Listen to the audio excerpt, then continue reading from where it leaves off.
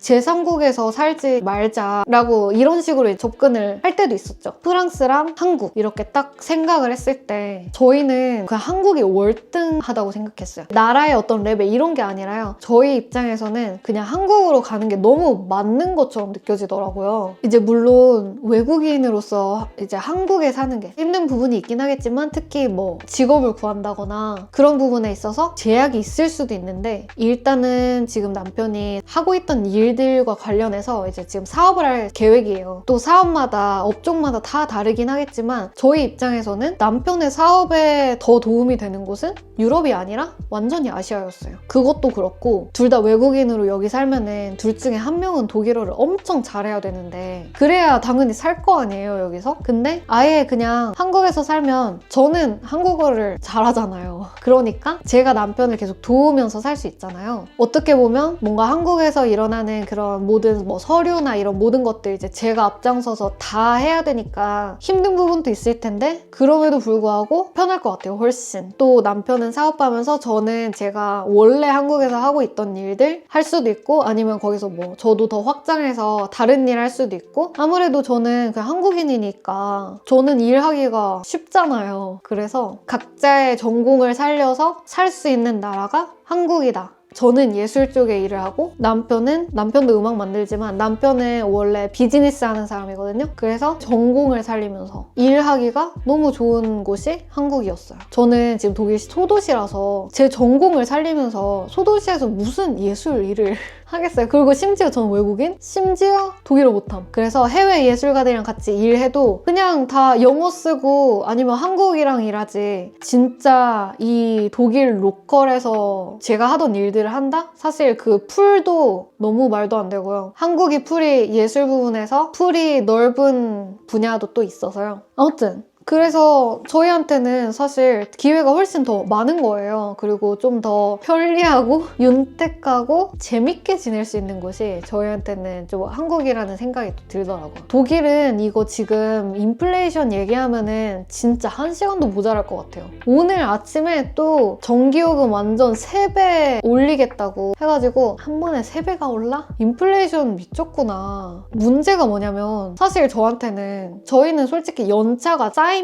더 나아지는 게 조금 정상처럼 느껴지는 사회 아니에요? 문제는 월급이 인상되는 그 비율보다 인플레이션이 더 높은 거예요. 이게 또이또이여도 솔직히 말이 안 되죠. 왜냐면 아니 커리어가 쌓이는데 내가 더 많이 가져가야 되잖아요. 더 많이 남아야 되는데 커리어 쌓여서 연봉이 쭉쭉쭉쭉 올라가면은 너 연봉 많이 받네? 세금.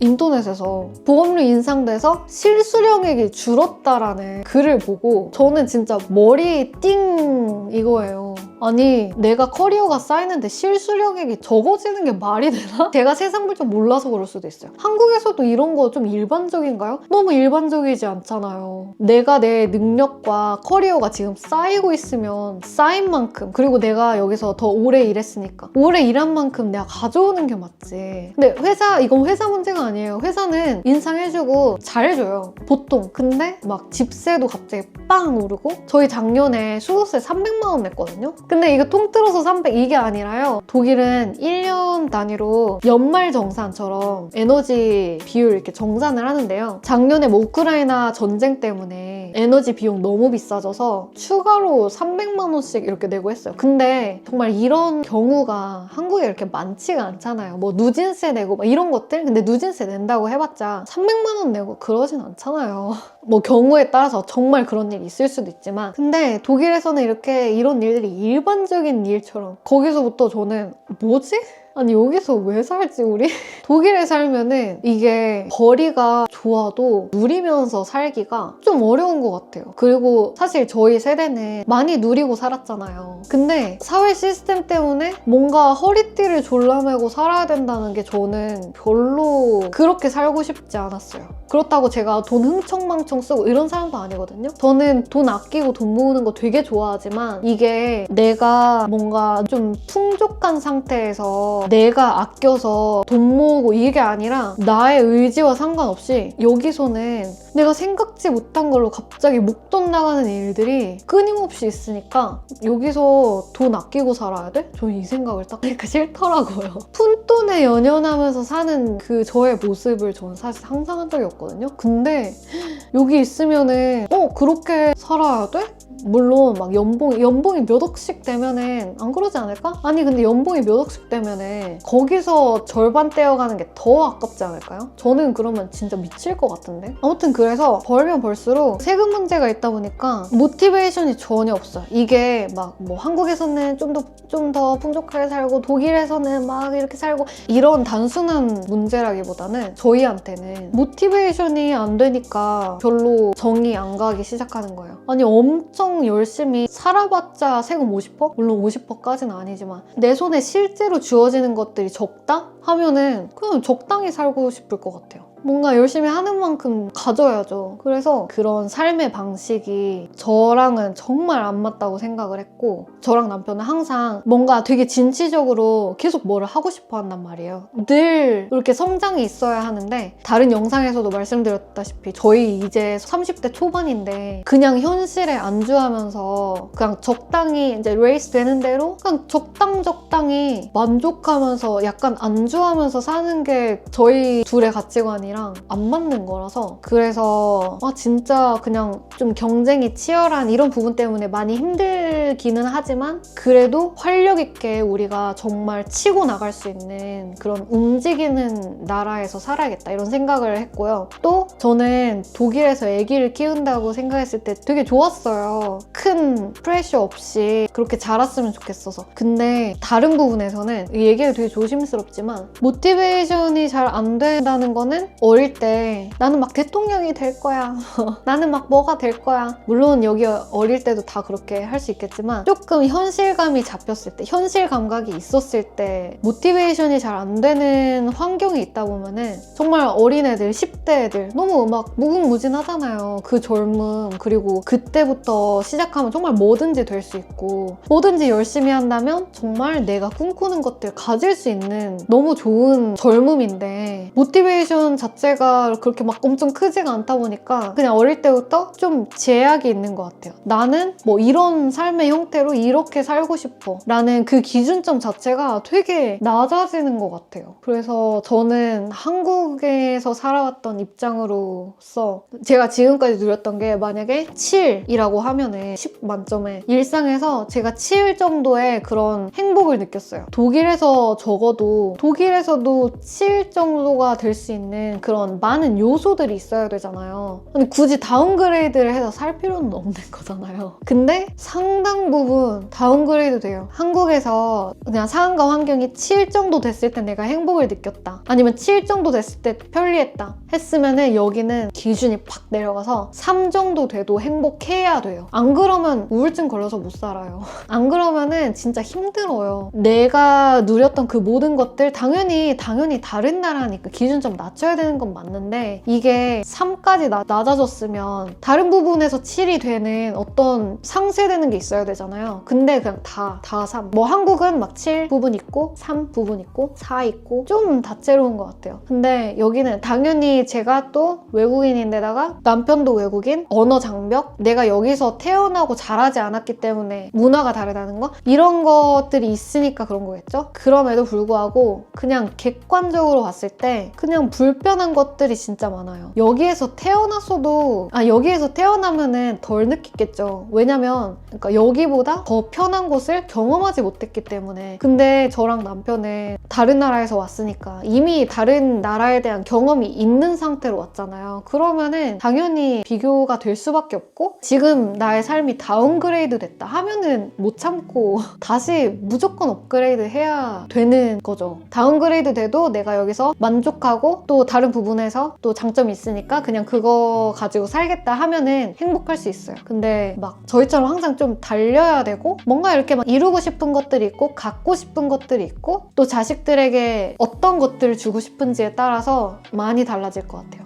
아무튼 그래서 또 제가 소도시에서 살고 있으니까 뭔가 그 저에게 성취를 줄 만한 그런 것들이 없는 것도 굉장히 큰 몫을 했고, 왜 소도시에 있냐? 독일은 큰 기업들이 정말 무슨 허허벌판에 있는 경우들이 있거든요. 그래서 소도시에 살고 있는 겁니다.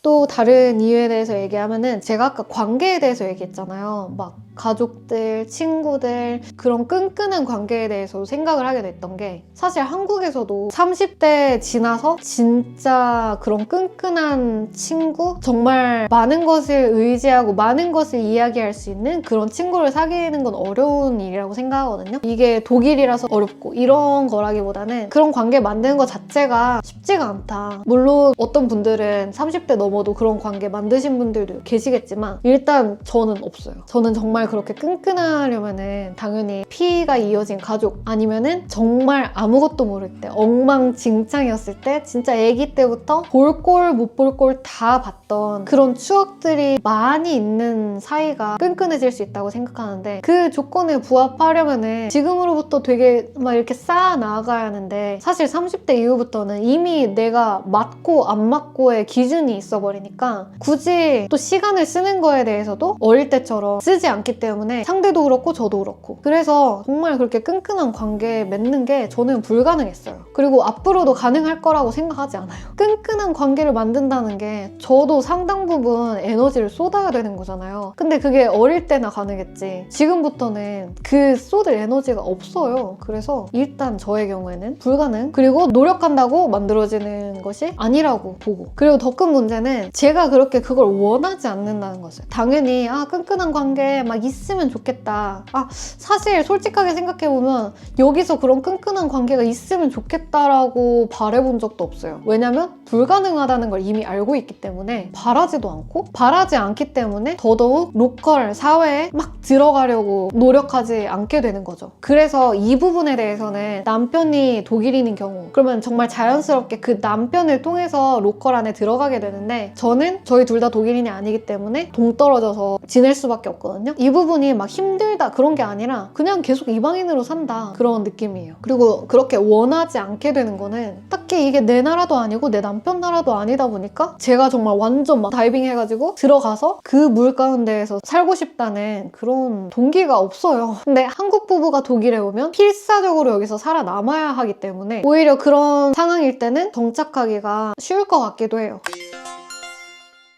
장점에 대해서 이야기하면은, 예를 들어서 직장생활, 정말 그 워라밸이 한국에서보다 좋은 부분이 있다, 뭐 그런 많은 부분들이 있는데요. 사실 제가 그걸 실제로 느낄 수는 없는 게, 일단 첫 번째로 한국에서도 프리랜서였고 독일에서도 거의 백수였지만 독일에서도 계속 프리였기 때문에 그런 직장생활에 있어서의 막 그런 장점 같은 거를 제가 실제로 느껴본 적이 없고요. 또 저는 느슨할 때는 느슨하지만 타이트할 때는 정말 불도저라 했잖아요. 거의 24시간 뭐 프로젝트 끝날 때까지 저는 정말 그것만 생각하고 그걸로만 사는 사람이에요. 그래서 저는 느슨했다가 완전 타이트했다가 느슨했다 타이트했다가 이런 루틴으로 사는 게 잘 맞는 사람이고요. 남편도 이제 사업을 할 거니까 뭔가 직장에 속해서 사는 건 아니니까, 물론 남편은 사업하니까 이제 죽도록 바빠야 하겠지만, 이게 자기가 자기 일로 바쁘면은 덜 지친다고 생각하거든요. 내가 그렇게 사랑하는 일인데 내가 힘들어도 막 엔돌핀이 나오잖아요. 몸은 힘들지만 그렇게 막 집중하고 있는 그 상태도 너무 좋고, 저희가 이제 한국으로 돌아가게 되면은 동생네도 국제 커플이잖아요. 다 거기서 이제 모여서 살게 되는데, 그러면 진짜 너무 좋을 것 같은 거예요. 그것도 사실 되게 기대가 많이 되고, 또 애기 낳으면은 엄청 큰 효도 아닌가요? 애기 낳아서 정말 자주 엄마 아빠한테 보여드릴 수 있고 자주 시간 보낼 수 있고, 심지어 서울로 돌아가는 것도 아니고 저희 정말 가족들 다 살고 있는 대전으로 갈 생각이라서 정말 인생이란 참 신기한 것 같아요. 아무튼 그래서 결론은 독일이 막 나쁜 나라 이런 건 아니거든요. 근데 사람에 따라서 정말 맞는 나라가 있고 안 맞는 나라가 있어요. 제가 독일에 와서 그 1년 사이에 말한 거는, 이거는 맞는 나라 안 맞는 나라 결정할 수도 없을 만큼의 새내기, 나는 나를 부정한다, 부정 많이 했어요. 저는 정말 그 1년 전에 저한테 돌아가서 독일 좋다는 얘기 너무 많이 하지만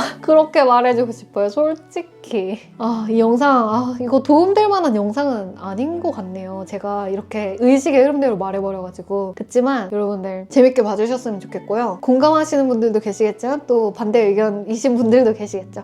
그래서 자유롭게 의견 나눠주셨으면 좋겠습니다. 그리고 정말 마지막으로 저희가 한국에 가는 이유에 대해서는 가야 돼서 가는 느낌이 훨씬 더 크기 때문에 독일에 뭐 이런 부분 저런 부분 이런 게 너무 힘들어 그래서 난 한국으로 돌아갈 거야 이런 거는 또 아니거든요. 저는 수긍도 잘하고 수능도 잘해요. 그래서 일단 큰 틀이 정해진다면 예를 들어서 나는 독일에서 무조건 뿌리를 받고 살아야만 해 가정이 돼 있었다면 저는 바로 수긍하고 오케이 그러면은 내가 정말 죽을 만큼 독일어 하거나 아니면은 뭐 대도시로 옮기거나 그렇게 갔겠죠. 근데 그 대전제가 없기 때문에 저희는 한국으로 돌아가는 결정을 하게 된 것 같아요. 그래서 그동안은 독일을 좀 실컷 즐겨보려고 하는데요. 근데 작년에 많이 즐겨서 올해 막 어디를 가고 싶고 그런 열정이 안 생겼어요. 그래서 뭐 집에서 편집하면서 보내도록 하겠습니다. 또 저희는 9월에 한국에 갈 예정인데요. 가면은 정말 어떤 재미난 일들이 펼쳐질지 너무 기대가 돼요. 사실 저의 인생은 정말 재밌는 인생이라고 생각해요. 그래서 앞으로도 정말 하나님과 함께 재밌는 일, 또 기쁜 일 많이 있으면 좋겠다. 당연히 그럴 거지만 그래서 지금은 아주 기대하는 마음으로 하루하루를 보내고 있어요. 아무튼 그래서 나는 나를 부정한다. 독일 탈출하는 이유에 대해서 오늘 영상을 찍어봤습니다. 끝까지 봐주셔서 감사드리고요. 또 저희는 다음 영상에서 만나도록 하겠습니다. 안녕.